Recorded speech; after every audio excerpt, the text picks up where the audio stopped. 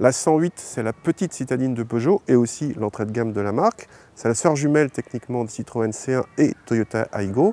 Un triptyque qui entre en concurrence directe avec les Volkswagen Up, Seat Mii et Skoda Citigo. Mais il n'y a pas qu'elle, il y a aussi la Hyundai i10, la Kia Picanto, la Suzuki Celerio, etc., etc. Cette 108 a plusieurs particularités. Déjà, c'est la plus petite du segment, avec les C1 et Aygo évidemment, puisqu'elle est à moins de 3,50 m de long. Donc si vous choisissez une petite citadine pour une question d'encombrement, c'est celle-là qu'il faut prendre. Ensuite, les 108 C1 Aygo sont disponibles en 3 ou 5 portes, ce qui n'est pas le cas forcément de toutes les concurrentes. Cette 108, elle a été lancée en 2014 avec au départ 2 motorisations au choix, 68 ou 82 chevaux. Aujourd'hui, il n'y en a plus qu'une. C'est une 72 chevaux tirée d'un 1 litre 3 cylindres atmosphériques, essence, il n'y a pas de diesel évidemment. Au départ, il y avait aussi le choix avec une boîte de vitesse robotisée.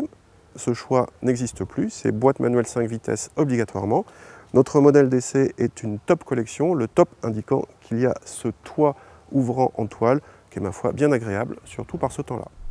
À l'intérieur, notre modèle d'essai au siège coloré et quelques touches de couleur à travers l'habitacle tente d'égayer l'ambiance, et c'est en série sur cette finition collection. Pas de plastique moussé ici, mais aucune concurrente n'y a droit. L'équipement comprend l'écran central de 7 pouces avec Android Auto et Apple CarPlay de série, de même que le compte-tours, mais le freinage automatique d'urgence ou l'alerte de franchissement en ligne sont en option, de même que la climatisation automatique, seulement manuelle en série.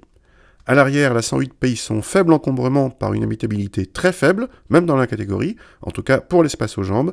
À noter également les vitres qui ne s'ouvrent pas, mais s'entr'ouvrent seulement via des compas. Le coffre sans couvre-bagages est en revanche dans la moyenne de la catégorie, inférieur en volume à celui d'une Up, mais supérieur à celui d'une Twingo. Cette 108, avec son 3 cylindres essence atmosphérique de 72 chevaux, est évidemment faite pour la ville.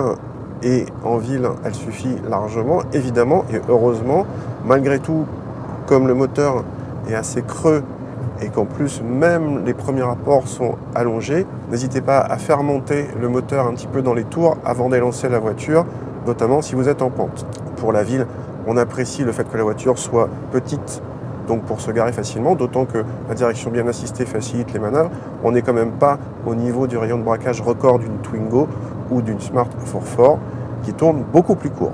Ça se complique sur route avec une voiture qui, même si elle est légère, moins de 900 kg, c'est une des plus légères de la catégorie, est aussi l'une des plus lentes en termes de reprise.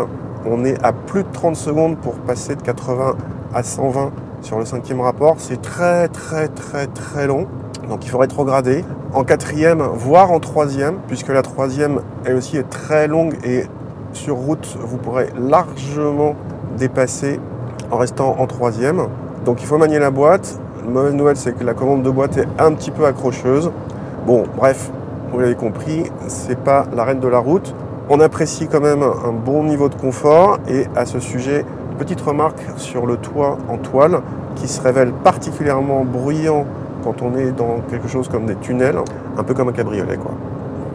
La légèreté, le petit moteur et la boîte très longue ont au moins une vertu. Ils permettent à cette 108 d'être la plus sobre de la catégorie, à égalité bien sûr avec les Aygo et C1 qui utilisent le même moteur. A noter que la Toyota existe encore en boîte robotisée, contrairement aux françaises.